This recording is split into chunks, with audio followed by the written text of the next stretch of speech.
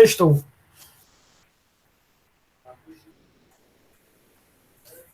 Bem, sejam todos bem-vindos. Camila Augusta já começa mentindo, dizendo que está morto, não acredito, né? Mas, enfim. Queridos, há alguma dúvida das aulas passadas? Nós concluímos a nossa última aula, a nossa segunda unidade, o estudo das provas do processo penal. A partir de hoje, nós vamos começar uma nova unidade, que é o estudo dos procedimentos. Na aula de hoje, eu já adianto a vocês que a nossa aula de hoje é uma aulinha um pouquinho mais curta do que o convencional. E tem uma razão de ser por que disso.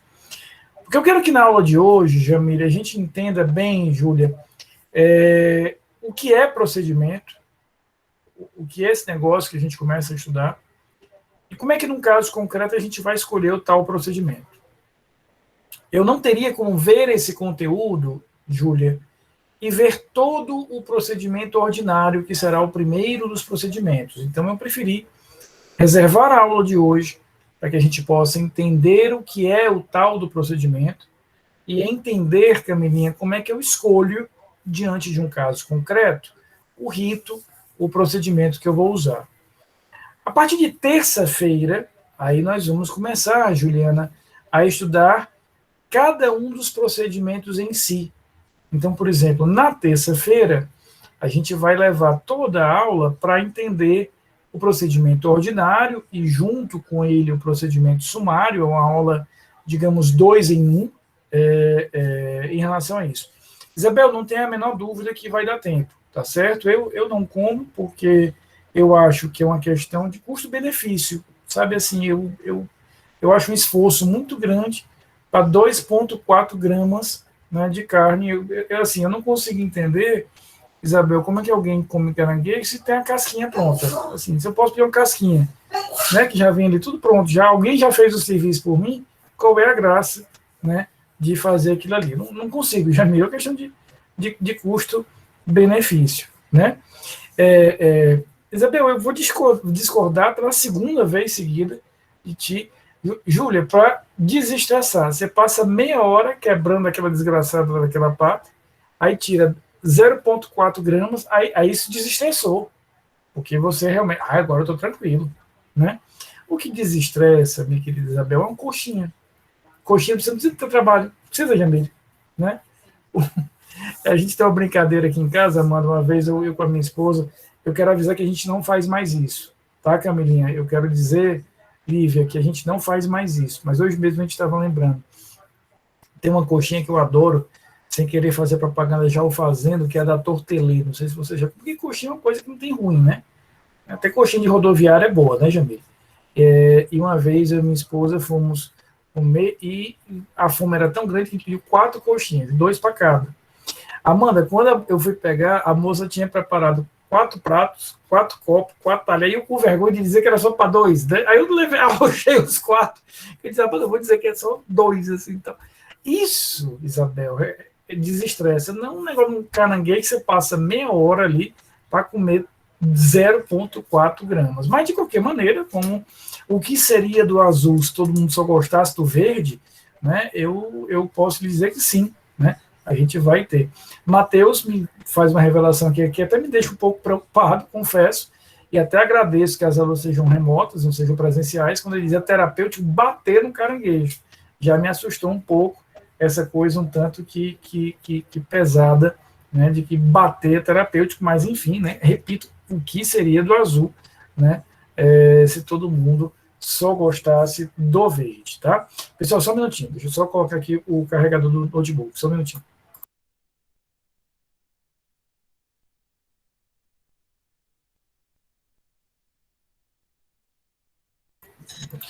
Prontinho. Mas aí, enfim, você use, né, o critério que você tem para desestressar. Queridos, sejam muito bem-vindos. Então, eu queria justificar, eu nem costumo fazer isso e nem preciso fazer isso. Vocês já me conhecem bastante, alguns aqui já foram meus alunos 2, 3 vezes. porque eu sou muito focado no conteúdo, eu não sou um professor que gosta de enrolar, eu acho que tem que ser focado e resolver. Mas hoje eu fiz isso de propósito. Vamos tomar a aula de hoje, né, para que a gente possa entender, Gemilinha, o que é um tal de um procedimento, como é que na prática eu escolho esse procedimento, quais são os procedimentos que eu tenho. A partir, como eu dizia, a partir de terça-feira, nós vamos estudar os procedimentos em si. Por exemplo, na terça-feira, Amanda, a gente vai ver o procedimento ordinário e sumário, uma aula 2 em 1. Então, por que eu não quero começá-lo hoje? Para não ter a quebra, que a gente começa a ver hoje, para o final de semana, para o caranguejo, aí tanto caranguejo bateu,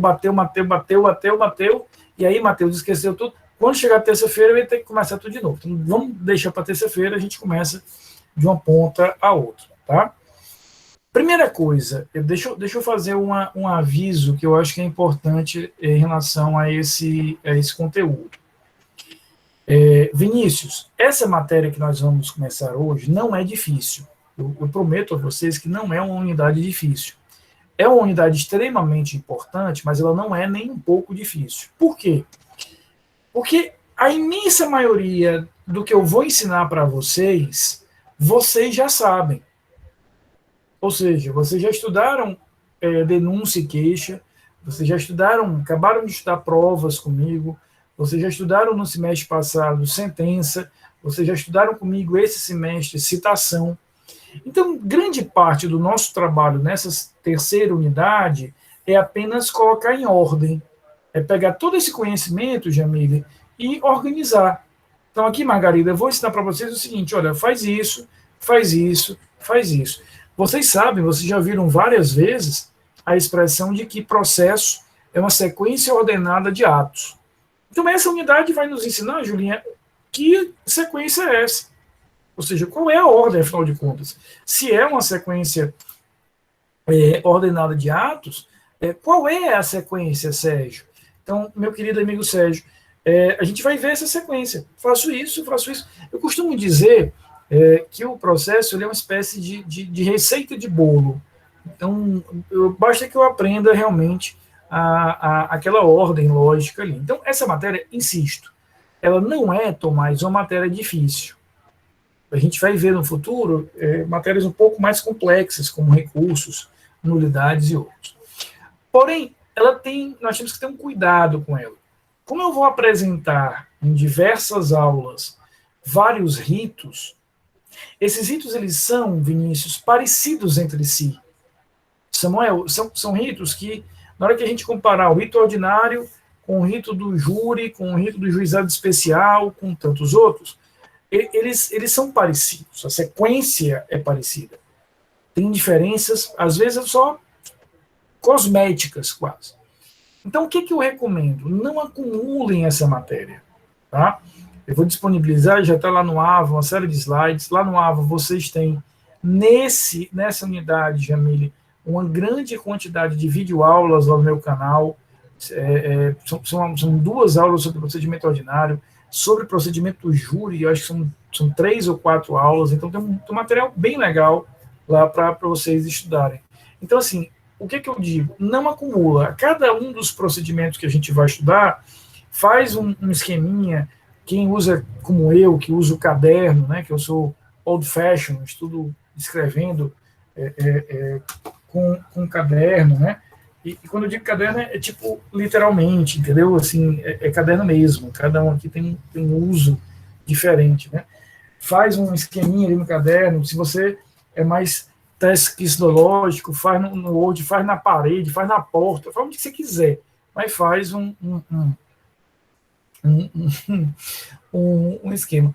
Eu, obviamente, jamais citaria nomes, mas Camilinha, há uns semestres atrás, eu tive um orientando de monografia que foi uma jornada longa a orientação dele, sabe, Jamile? Foi bacana, mas foi extensa a caminhada, né? E o bichinho estava muito nervoso no dia da defesa, sabe, assim, deu tilt, deu curto e aí zebrou. Margarida, zebrou total. O trabalho estava até legal dele, ele muito esforçado, assim, superou uma série de dificuldades. E aí, Roberto, tava legal, tava apresentável o trabalho, não tava nada do outro mundo. Já era agora nessa pandemia, então apresentação remota. Amanda, quando ele liga a câmera, ele está no quarto dele, o esquema que ele tinha escrito estava na parede, na porta do quarto. Estava assim, tinha escrito na porta o esquema e tal. Aí comecei a ficar apresentar. Mas é porque, Isabel, é o máximo que eu consigo, sabe? É apresentável mesmo, assim. Ou seja, estava redondinho, dava para apresentar, dava para passar. E aí eu tentei ajudá-lo na defesa. Por sorte, na banca, eu sempre faço minhas bancas de monografia com dois imensos amigos meus, que é o professor Regis Gonçalves Pinheiro. Não sei se vocês foram alunas e alunos dele, o Regis é meu amigo, nós entramos juntos na Unifor, na graduação, e o Marcelo Ponte, que é meu amigo imenso, não só no tamanho, mas é porque ele de fato é meu amigo. E aí deu certo, mas foi sofrido. Por isso que eu digo, anota na parede, anota no quarto, mas faz esse esqueminha que vai ajudar muito. Por quê? Porque aí você vai ver que não tem dificuldade. É pegar realmente a ordem de cada um desses ritos que a gente vai ver. Tá? A gente vai começar por dois ritos, por três ritos básicos. Né? É o procedimento ordinário, o procedimento do júri e o procedimento do juizado especial. A gente tem aqui três ritos básicos que nós vamos ter para analisar. Mas vamos lá começar a nossa conversinha de hoje.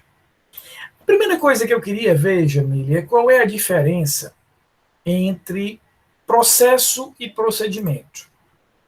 Então, a primeira coisa é a gente entender como diferenciar, de uma forma muito didática, para a gente nunca mais esquecer, Priscila, qual é a diferença de processo para procedimento. Imagine que uma pessoa resolva viajar daqui para Salvador. Nós vamos ter aí a semana de férias, digamos assim, agora em setembro, né? Tem um spring break que nós vamos ter. A pessoa resolveu viajar para Salvador, ou em outra ocasião. Não vou nem falar de Camila Augusta, que Camila Augusta é Dubai para cima, né? Ela não frequenta. A Camila, ela só viaja se ela tiver que passar por um free shop. Não passou por free shop, ó, não tem nem viagem para ela, né? É coisa de Dubai para lá, né? É outro nível, exatamente. É um padrão muito elevado. Eu não vou me aventurar nem a exemplificar com Camila Augusta, que seria até um rebaixamento a ela, que jamais farei isso. Camila, eles vão pensar que é verdade, porque de fato é, eles sabem que o professor deles não mente, está gravado aqui, jamais mentiria. Mas imagine, Jamile e Roberto, que a pessoa vai viajar para Salvador. A pessoa pode viajar de várias formas, ela pode ir de avião, ela pode ir de ônibus, ela pode ir de barco, ela pode ir de correndo, ela pode ir de pulando um pé só, ela pode ir de plantando bananeira, ela pode ir de bicicleta, ela pode ir de zilhões de formas diferentes. Agora, independente de como ela viaje, ela vai sair de Fortaleza, vai chegar a Salvador. Ou seja, independente de como seja o roteiro, o meio, ela vai sair de um ponto e chegar no outro. A viagem não muda. A viagem não vai mudar de maneira nenhuma. O ponto de partida, Júlia, é o ponto de chegada, são os mesmos. Ou seja, se eu vou, Kathleen, sair de avião, se eu vou de carro, se eu vou de ônibus, eu vou sair de Fortaleza, vou chegar a Salvador. Agora, o que vai determinar como eu farei essa viagem? Basicamente, a grana que eu tenho e, basicamente, a necessidade da viagem. Né? São dois elementos aí que vão se combinar. Porque, vejam só, imagina que você tenha, Amanda, uma reunião presencial ou um casamento, um evento que você precisa estar em pessoa em Salvador. Só adianta você ir se você for de avião. Você não vai conseguir, por exemplo, chegar de carro amanhã de manhã em Salvador. Então, o único meio que iria resolver a tua vida ali seria um avião. Mas imagine que você tirou 6 meses de férias e aí resolve de carro, devagar, tal. Vai dar no mesmo. Ponto de partida, ponto de chegada. O que está mudando é só a forma de viajar. Essa minha alegoria, muito, muito bobinha, muito simples, mas didática, para a gente nunca mais esquecer qual é a diferença entre processo e procedimento. O processo, Kathleen, é a viagem. No nosso caso, ele nasce numa denúncia ou numa queixa e termina numa sentença. Não interessa aqui, Priscila, qual é o crime, não interessa qual é o juízo. Eu vou ter um oferecimento de denúncia ou queixa, Juliana, vou desenvolver o processo e vou ter uma decisão. Decisão essa que vai reconhecer responsabilidade criminal ou não reconhecer responsabilidade criminal. Ponto. Então a gente vai ter começo e fim sempre os mesmos. Não interessa, Amanda, se eu estou falando do juizado especial processando injúria, não me interessa se eu estou falando de um governador que está sendo julgado por peculato lá no STJ, não me interessa se eu estou falando de um juiz de direito que está sendo julgado no Tribunal de Justiça, não me interessa se eu estou falando de júri. Ponto de partida e ponto de chegada, insisto, são sempre os mesmos. Agora, claro, Júlia, o que vai mudar? Vai mudar, Margarida, a forma de viajar. Ou seja, muda o procedimento. Então, o processo penal é a viagem. Ponto de partida, ponto de chegada, não mudam. O que mudará é a forma de fazer essa tal viagem chamada processo penal. E aí eu terei diversos procedimentos criminais, ritos criminais. Alguns, Jamile, rápidos, como uma viagem de avião, como é o caso do juizado especial. Outros, extensos e demorados, Amandinha, como uma viagem de carro, que é o caso do tribunal do júri, do procedimento do júri. Mas quando a gente imagina, repito, com essa simples alegoria que eu estou trazendo para vocês, Mariana, fica fácil a gente entender por que, independentemente de eu estar lidando com o júri, está lidando com o juizado especial, ou está lidando com o STF, que julga um ministro de Estado, eu vou aplicar os mesmos princípios, eu vou usar, Júlia, as mesmas provas, os requisitos da decisão penal são os mesmos. Por quê? Porque o processo é o mesmo, a viagem é a mesma. A sequência dos atos é que está sendo alterada, mas o processo como um todo, ele não sofre qualquer tipo de alteração. Então, a gente pode, repito, entender os procedimentos criminais como menores do que o processo criminal. Eles fazem parte do processo penal, mas o processo é muito maior do que eles. Então, a gente tem claramente essa diferença de que um é a viagem, o outro é a forma de organizar essas viagens. Então, o que é que eu vou apresentar para vocês nestas aulas? Eu vou mostrar a vocês uma série de procedimentos diferentes. Nós vamos falar do procedimento ordinário, a gente vai falar do procedimento sumário, eu vou apresentar para vocês o procedimento dos juizados especiais, que é chamado de procedimento sumaríssimo.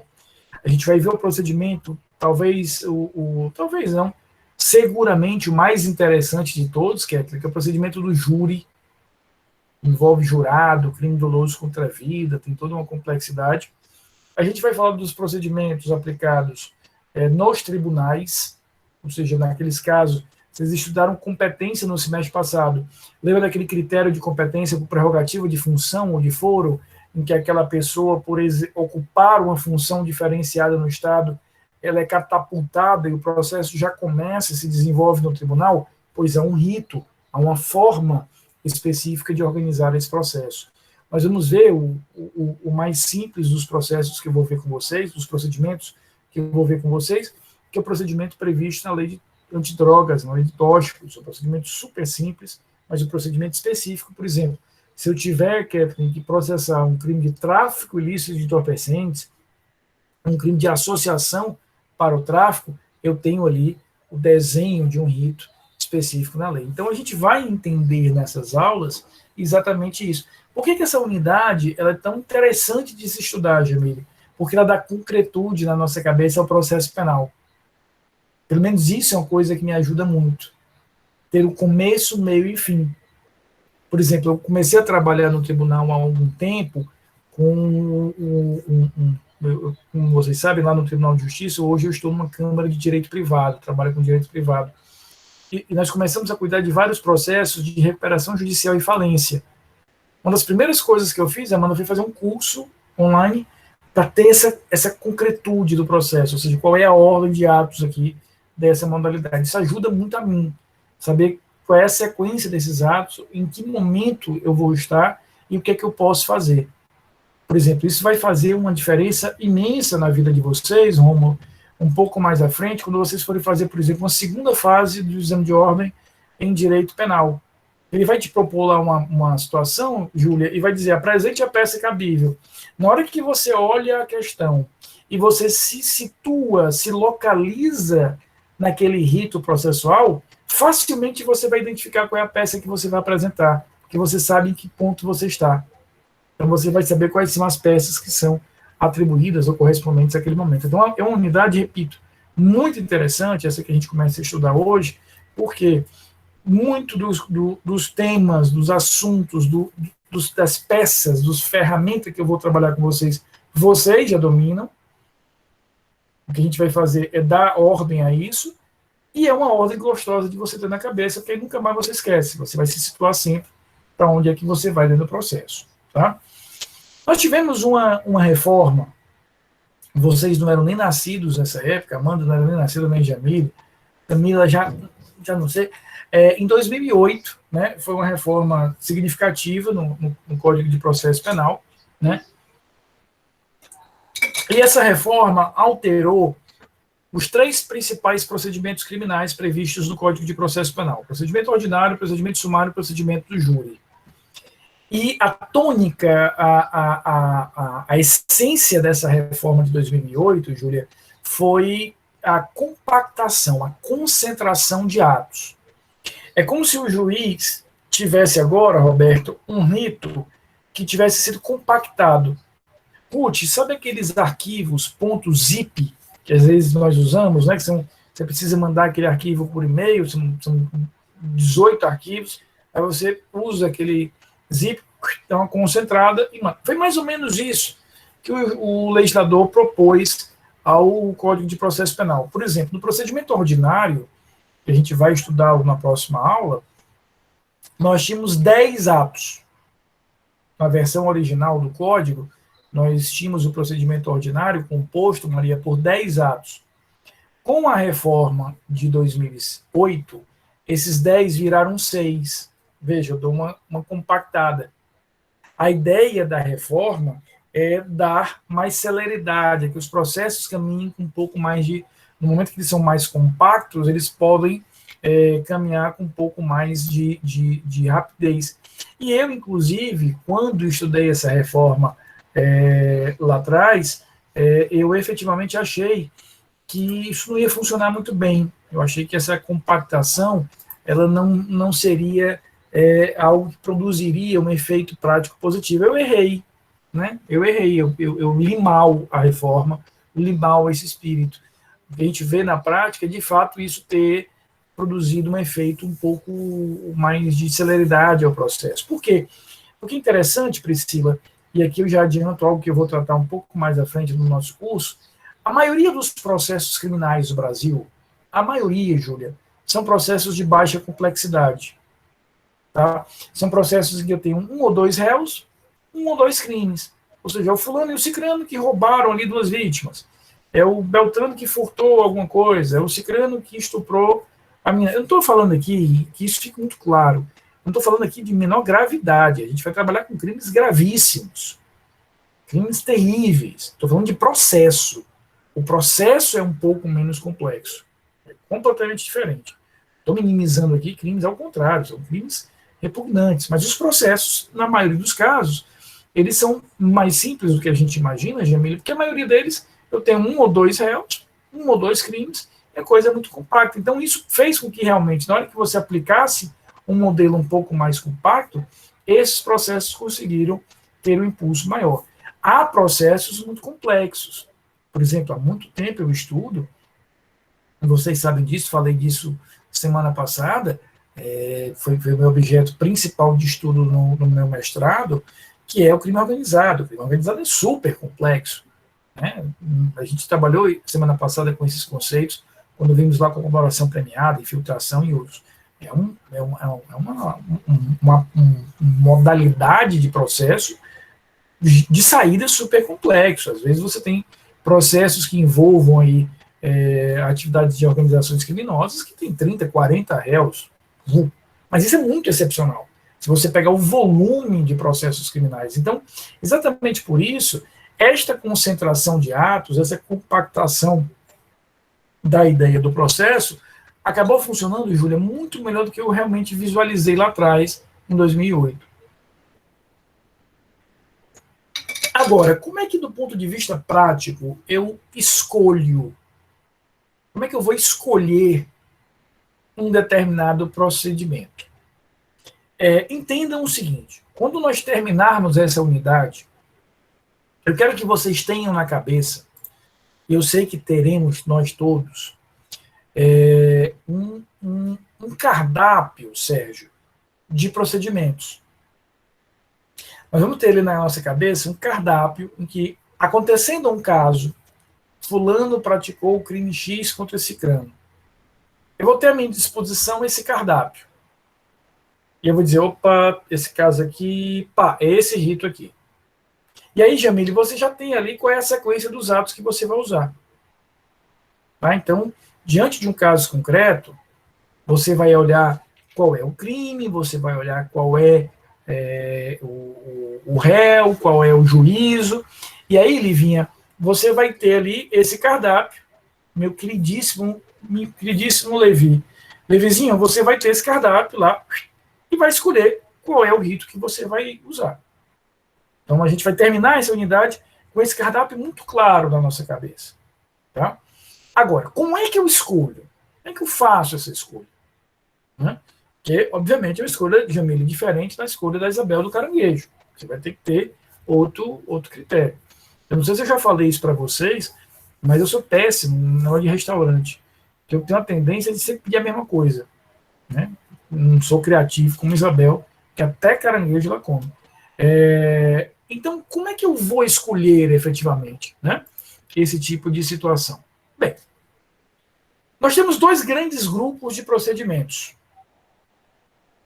Isabel, agora eu fiquei curioso. Pronto, Isabel, eu estava no meio do raciocínio aqui, tá, aí Isabel manda mas só com sobremesa. Aí uma pessoa curiosa, aí acabou. Aí já zerou.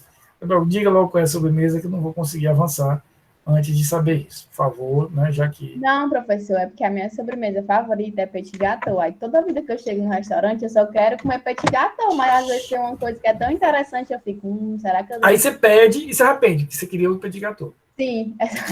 Eu me identifico. O meu é pudim, aquele pudim de leite condensado. Eu não sei vocês, mas o meu céu é muito definido, Jamile. Meu céu, vou chegar no céu, já disse isso aqui para vocês. O Elvis vai estar cantando, só para mim, né? A Coca-Cola no céu é vendida naqueles garrafões de Indaiá de 20 litros, tá?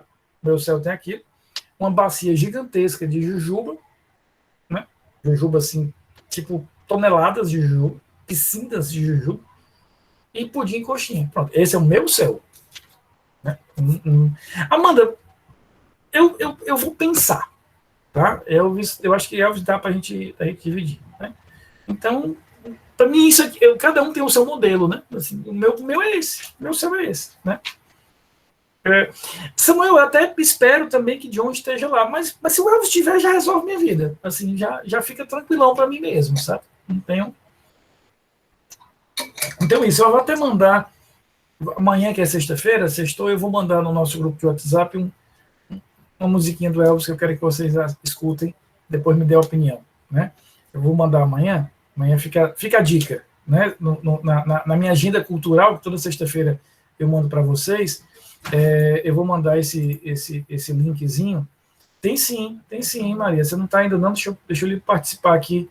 Claro, eu mando. Alguém pode colocar aqui no chat, é porque eu estou projetando aqui os slides, não quero sair. Se alguém puder colocar aqui para Maria o nosso link do nosso grupo de WhatsApp, eu agradeço muito, senão ao final da aula eu faço. Tá? Então amanhã eu vou colocar um videozinho lá do Elvis para vocês curtirem.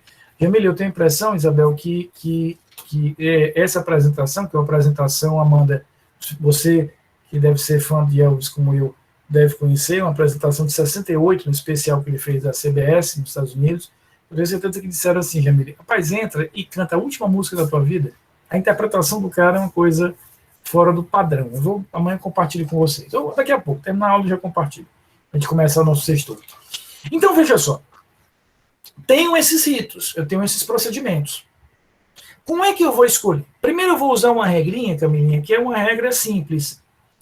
Aquela regra que vocês aprenderam lá no começo do curso de Direito e que serve para várias coisas. Qual é a regra, Roberto? O especial prevalece sobre o geral. Ou seja, se eu tenho uma qualificadora prevista no crime, eu uso aquela qualificadora e não aquela qualificadora genérica da parte geral. Né? E aí eu poderia passar o resto da noite falando de exemplo disso. Por quê? A regra é essa. O especial prevalece sobre o geral.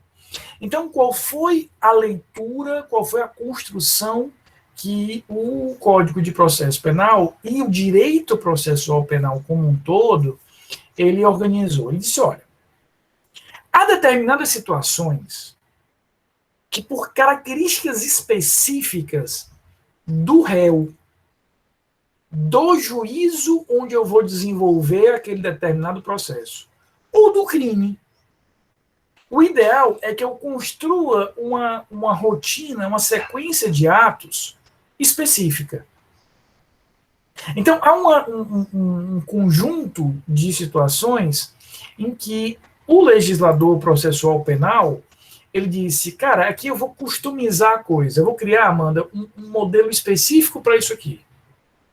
Por exemplo, quando ele criou a lei, a nova e atual lei antidrogas, a lei 11.343, ele disse, cara, tráfico de entorpecentes tem algumas características, eu vou criar um rito só para o tráfico de entorpecentes.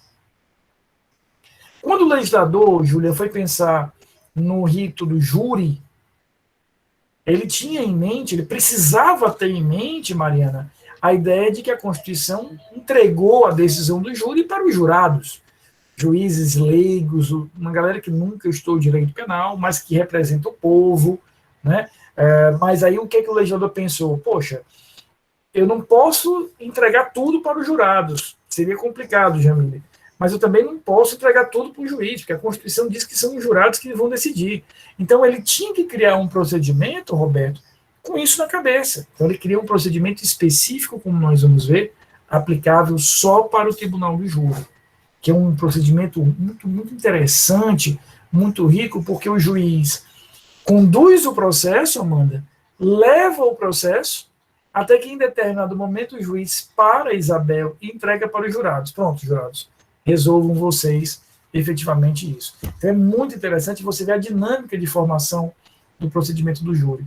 Ele criou também um rito, que nós vamos estudar aqui, especificamente, como eu falei agora várias vezes, para ser aplicado nos tribunais. E por que ele precisou criar isso? Ora, lá atrás, no semestre passado, Levizinho, Camila e outros estudaram comigo o critério da competência por prerrogativa de função. Vocês viram isso com outros professores, mas eu tenho certeza que todos estudaram no semestre passado o critério por prerrogativa de função, assim como eu tenho certeza que todos já esqueceram. Mas ele vai dizer que aquele réu, por ocupar uma função diferenciada no Estado, ele será julgado, ele é catapultado e o processo penal já começa no tribunal. Ou seja, eu e vocês, né, se nós eventualmente praticarmos um crime, a gente vai para o padrãozão que é o processo se desenvolve no primeiro grau, um juiz sozinho, monocraticamente, julga aquele processo, e aí, se eu quiser, ou a outra parte que desejar, vamos em recurso para o tribunal. Então, para mim e para, penso eu, a maioria de vocês, o processo é desenvolvido no primeiro grau e os tribunais eles vão conhecer daquele nosso caso apenas em grau de recurso. Para aqueles que são detentores, são atingidos por esse critério da prerrogativa de função, por eles ocuparem funções diferenciadas no Estado, eles já serão diretamente levados para que o processo se inicie no tribunal. E aí o que foi que pensou o legislador? Ora, se o processo começa no tribunal, se desenvolve no tribunal e ele é julgado no tribunal, eu estou falando de um processo que será julgado por um juízo, Maria, colegiado. Então, aquele modelo pensado, organizado pelo legislador, Júlia, para que o juiz de primeiro grau decidisse, não funcionaria. Então, eu precisava ter um modelo adaptado, customizado, calibrado para juízos colegiados, e assim por diante. Então, isso foi fazendo com que o legislador processual penal sentisse a necessidade de criar ritos específicos para situações específicas. E como eu estou dizendo aqui, são situações que são específicas ou pelo próprio réu, ou pela natureza do crime, ou pelo juízo onde eu vou desenvolver aquele processo. Então, diante de um caso concreto, Priscila, o que é que a gente vai inicialmente fazer? A gente vai tentar verificar se aquela minha situação se encaixa em um desses modelos especiais. Então, se você estiver ali escolhendo um rito que você vai usar naquele caso concreto, e você percebe, Amanda, que o crime ali é um crime de homicídio doloso, então, na cabeça você já tem a resposta. Vai para o procedimento do júri. Não, mas aquele homicídio doloso, Jamile, foi praticado por um governador. Então, já vou usar o rito lá dos tribunais, que é o rito previsto, pensado para ser aplicado no STJ, no STF, no Tribunal de Justiça, no TRF.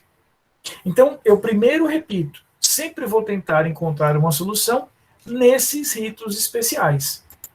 E aqui, insisto, não há grandes surpresas, Júlio. Por quê? Porque o especial prevalece sobre o geral. Agora, há situações, existem situações, Karen e Kathleen, que eu vou olhar para aquela hipótese, para aquela situação, e eu não vou encontrar ali nenhum tipo de característica diferenciada. Nem o crime tem uma característica diferenciada, o réu é uma pessoa comum e corrente, nada demais. Vai ser julgada, Júlia, no primeiro grau. Então, assim, eu olho para aquela situação, Margarida, e não vejo de maneira nenhuma nada que salte ali aos olhos. Estou falando de um caso padrãozão, comum mesmo. Nesse caso, a gente esquece os ritos especiais, porque, como o nome sugere, são ritos especiais, que aí o Código de Processo Penal nos manda, Jamile, usar um dos procedimentos que ele batizou de procedimentos comuns. Então, veja aqui o que nos diz o artigo 394. Isso aqui é o texto literal do 394 do Código de Processo Penal. O procedimento será comum ou especial. Já sabemos que eu primeiro tento encaixar em um desses especiais, e nós vamos estudar todos esses especiais. É por isso que eu estou pensando sempre aqui, Priscila, no final dessa nossa unidade, ou seja, no final o cardápio vai estar completo na cabeça de vocês. Tenta usar um dos especiais. Não rolou? Aí você vai aplicar um procedimento comum. Veja, o procedimento comum, segundo o parágrafo 1º, ele é dividido em procedimento ordinário, procedimento sumário e procedimento sumaríssimo. Um aviso importante, Juliana, Isabel, importantíssimo. O ordinário aqui não é do compadre Washington. Ordinário não é isso, né? É o ordinário do soldado, do ordinário marche. Quando você manda um soldado marchar de forma ordinária, é para marchar no comum, no padrão. Então, esse procedimento ordinário não é naquele sentido vulgar que a língua portuguesa permite que nós utilizemos, de algo sem valor, de algo vulgar. Não. O ordinário aqui é no sentido do padrão, do comum, do normal, do standard, daquele que não tem nada que o diferencie e o torne específico, especial ou ajustado para uma situação. Então, eu chego, repito, nesses procedimentos que são espécies desse grande gênero procedimento comum, depois de descartar os procedimentos especiais. Então, dentre os alunos especiais, júri, tóxicos, o procedimento aplicado para crimes contra a administração pública, tribunais, não rolou nenhum deles, aí você vai aplicar e vai usar um desses três aqui, ordinário, sumário e sumaríssimo. Até aqui estão comigo, posso avançar? Tá tranquilo? Como é que você vai escolher? Veja que o parágrafo primeiro ele é muito didático. Eu vou aplicar o procedimento, aí ele diz, ordinário. Quando tiver por objeto crime cuja sanção máxima combinada for igual ou superior a 4 anos de pena privativa de liberdade. Então você olha para o crime, Jamile, não tem lá o preceito secundário do tipo penal, a pena em abstrato, né? De 1 a 5 anos, 2 a 8, 4 a 10. Você sempre vai pegar a máxima. Se a máxima é igual ou superior a 4 anos, o teu rito é o rito ordinário. Eu vou insistir, vou voltar um pouquinho só para ter certeza que vocês estão comigo, Iago. Você já descartou o uso dos especiais. Nenhum dos procedimentos especiais se encaixou aqui na tua situação. Tá? Vamos trabalhar agora com o procedimento comum. O que ele diz? A primeira espécie de procedimento comum, que é o procedimento ordinário. Penas máximas superiores a 4 anos. Ou iguais a 4 anos. Então, é um procedimento muito relevante, porque eu vou usá-lo para furtos, eu vou usá-lo para roubos, eu vou usá-lo para extorsões, estelionatos, estupros, e um sem número de crimes, lesões corporais graves e gravíssimas. Então, eu tenho um número bastante significativo de crimes que eu vou encaixar nessa definição. Aí ele segue, Jamile. Inciso segundo, sumário, quando tiver por objeto crime cuja sanção máxima combinada seja inferior a 4 anos. Se ele parasse aqui, Priscila, o que nós teríamos na cabeça? Pena máxima igual ou superior a 4 anos, procedimento ordinário. Pena máxima inferior a 4 anos, o sumário. Só que ele criou uma terceira possibilidade. Inciso terceiro, sumaríssimo para as infrações penais de menor potencial ofensivo na forma da lei. Então, o procedimento sumaríssimo, que ele está mencionando aqui no inciso terceiro, é, na verdade, o procedimento dos juizados especiais. E aí, para que eu saiba o que é uma infração de menor potencial ofensivo, eu preciso ir lá para a Lei 9.099, que é a Lei dos Juizados Especiais, e ela vai me dizer o seguinte: são infrações de menor potencial ofensivo, todas as contravenções penais,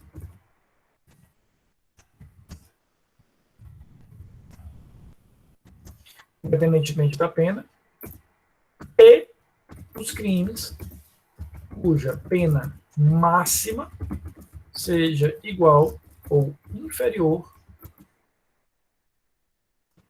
a 2 anos. Tá? Então, aqui, veja que nós temos aqui dois referenciais bem claros. Ele está me dizendo o seguinte: se a minha pena máxima ela é igual ou superior a 4 anos, primeiro corte, eu vou usar o ordinário.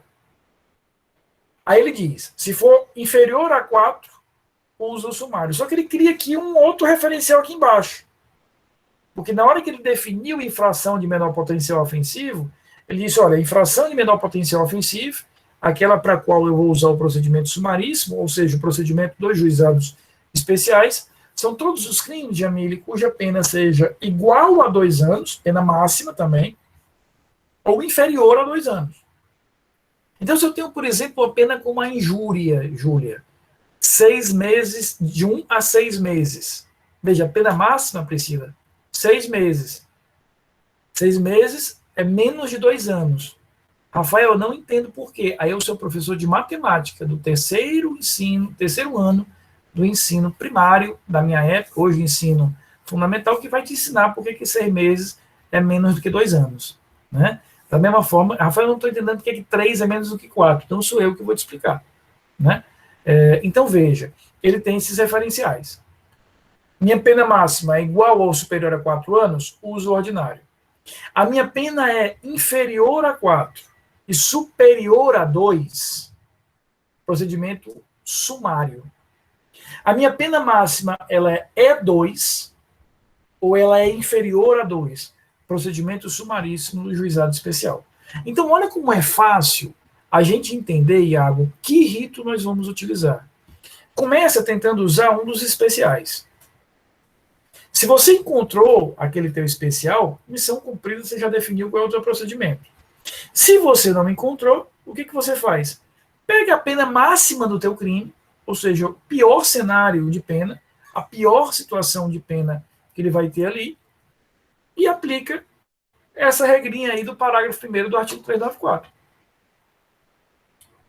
Ordinário igual ou superior a 4 anos. Sumário menos que 4 e mais do que 2. Sumaríssimo, leia-se juizado especial, 2 e abaixo de 2. Então, por exemplo, Júlia, se você for trabalhar, Priscila, com um crime de homicídio culposo, lá do parágrafo 3º do Código Penal, no artigo 121.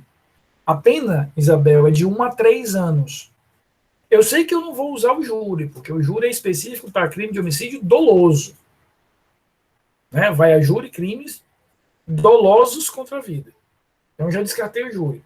Então, qual é a minha pena para o homicídio culposo? 1 a 3 anos. Então, minha pena máxima em água, 3 anos. Quando eu aplico isso nessa regrinha do parágrafo 1º, ou seja, ela é inferior a 4, superior a 2, está aqui na faixa do procedimento sumário.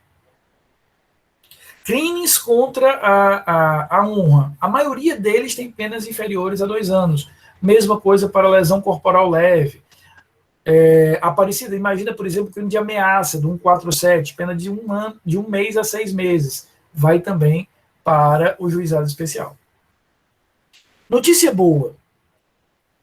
A ordem dos atos do procedimento ordinário, a sequência dos atos do procedimento ordinário, é a mesma sequência dos atos do procedimento sumário.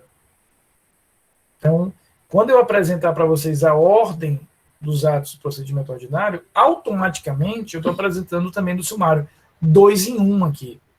A diferença entre o procedimento ordinário e o procedimento sumário não está na sequência dos atos, mas está em questões pontuais. Por exemplo, Mariana, nós vamos ver que no procedimento ordinário eu posso apresentar mais testemunhas do que no sumário. Nós vamos ver, por exemplo, que no procedimento ordinário o intervalo para que eu faça a audiência de instrução é maior do que no sumário. Mas o principal, que é a ordem dos atos, vai ser a mesma. Não tem grandes diferenças. Tá? Então, a gente não vai ter aqui grandes diferenças. Então, é por isso, eu já te respondo, Júlia, é por isso que na próxima aula, quando nós formos ver o procedimento ordinário, a aula, na verdade, é uma aula 2 em 1. A gente vai ver a ordem do ordinário, automaticamente a gente está aprendendo a do sumário. Exemplos de procedimento sumaríssimo. São todos aqueles que vão para o juizado especial. Por exemplo, a maioria dos crimes contra a honra, Júlia, o crime de ameaça, cuja pena máxima são 6 meses, o crime de lesão corporal leve, o crime de lesão corporal culposa, todos esses são crimes cuja pena máxima não é superior a 2 anos. Então, todos eles são abarcados pela competência do juizado especial, onde eu vou usar o procedimento sumaríssimo. Tá? Eu queria só fazer alguns comentários aqui iniciais, eu não vou ver com vocês isso aqui, ó. Isso aqui é matéria para a próxima aula, que é a sequência dos atos, do procedimento ordinário e do sumário. Isso aqui é uma sequência de atos que a gente vai ver terça-feira. Eu queria só trazer aqui algumas ideias gerais sobre o procedimento ordinário. Primeiro, é um procedimento muito utilizado na prática, como eu falei, porque são vários crimes que estão ali nessa categoria de penas superiores ou iguais a 4 anos. É um procedimento que tem uma vantagem operacional muito, muito interessante, que é ele servir de base de uso subsidiário em relação a outros procedimentos. Então, se em determinado momento, no uso de algum tipo de procedimento, Amanda, você se deparar ali com uma lacuna, então imagina, Kathleen, que você está usando o procedimento do juizado especial, ou o procedimento lá dos tribunais, ou o procedimento, Isabel, da lei de drogas, e por alguma questão há um vazio. Ele não disse o número de testemunhas, ele não disse os requisitos que determinada decisão precisaria ter ou determinada petição. Como é que eu preencho esse vazio? Como é que eu vou preencher essa lacuna? Eu vou buscar a resposta lá no procedimento ordinário. O procedimento ordinário, como ele esse procedimento padrãozão, standard, você vai usar para preencher subsidiariamente o vazio. É como se eu usasse aqui uma alegoria muito simples, Lara, que é o seguinte: cada procedimento desse é uma corrente, né? Cada procedimento desse é uma corrente. Então, se em determinado momento daquele rito faltar uma corrente, você vai usar o procedimento ordinário para preencher, né? Fica absolutamente tranquilo, Isabel, porque o que a gente vai fazer, que tipo de estudo nós vamos fazer a partir da próxima aula? Para cada rito que eu apresentar a vocês, para cada procedimento que eu apresentar para vocês, eu vou mostrar um esquema desse, ou seja, a sequência dos atos, de forma que a cada um, né, dos estudos, a gente vai ver a sequência dos atos, ou seja, como é que se organiza o procedimento ordinário, como é que se organiza o procedimento do júri e todos os outros. Então, a gente vai ver tudo isso bem organizadinho.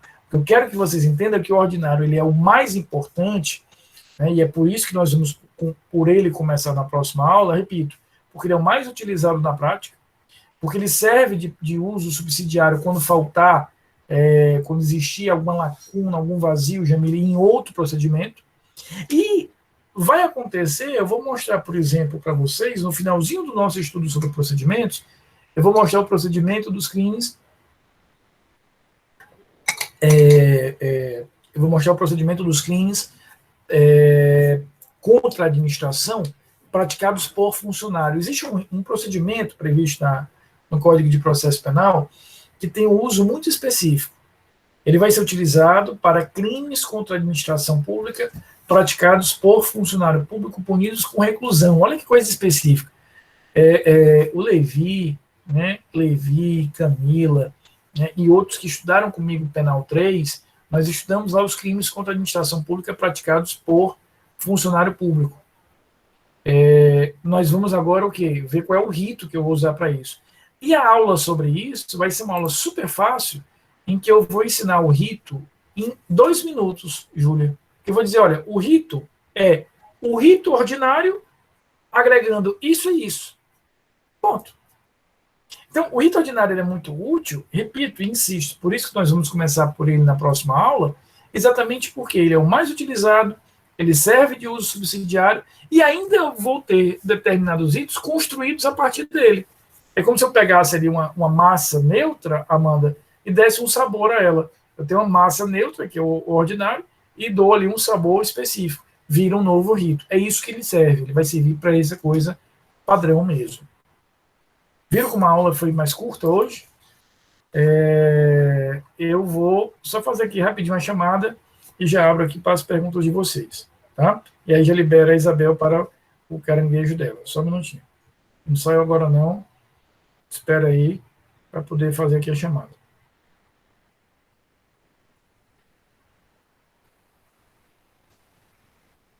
Professor, tá no AVA esse slide aí? Tá. Vá lá onde? Tá não? Eu boto já. Eu achava que tava. Tá sim. Eu sou meio lesadinha para procurar. Mas deve estar naquele módulo procedimentos, onde tem os links, né, das aulas, aquelas videoaulas que eu te falei lá do meu canal do YouTubers, e esse link, e esses slides. Mas eu vou de qualquer maneira conferir se estão lá. Tá bom, obrigada. Pessoal, só mais um minutinho, estou concluindo já aqui a chamada. Fica frio aí, fica na paz. Já vos libero para caranguejos.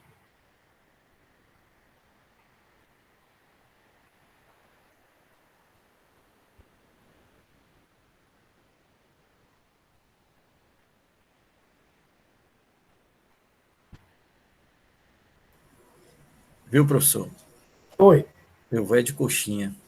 Ah, Enche mais, né, cara? Enche mais, né? Não não tem, né? Suja menos as mãos. E faz mais empenho, né? Aquela coisa mais satisfatória. Mas é que já tem uma dificuldade natural o caranguejo que você não come de garfo e faca, né? Já tem essa natural. Mas o resto já vai no Não, lava as mãos 5 vezes e ainda fica o cheiro.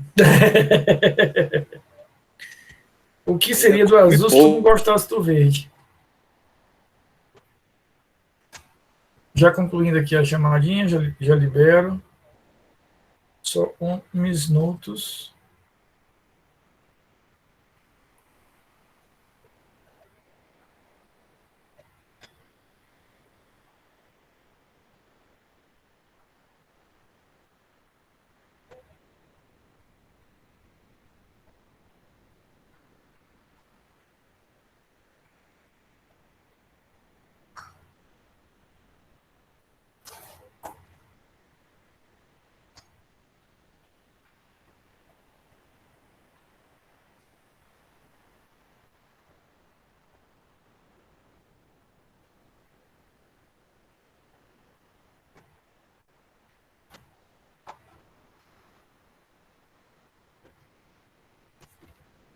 Prontinho.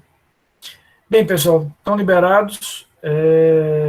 Fiquem bem, um ótimo final de semana.